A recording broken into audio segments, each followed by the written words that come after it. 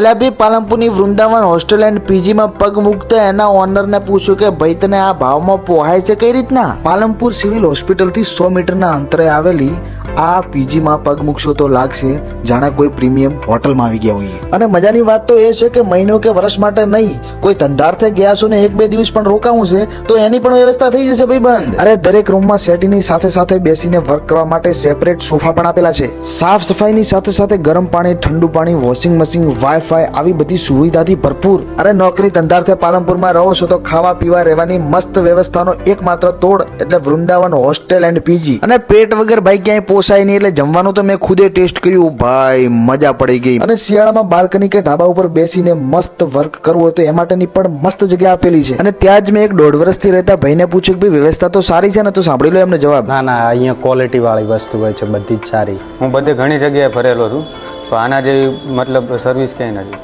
Address screen ઉપર આપેલો છે. વધારે માહિતી માટે આપેલા કોન્ટેક્ટ નંબર ઉપર કોલ કરો.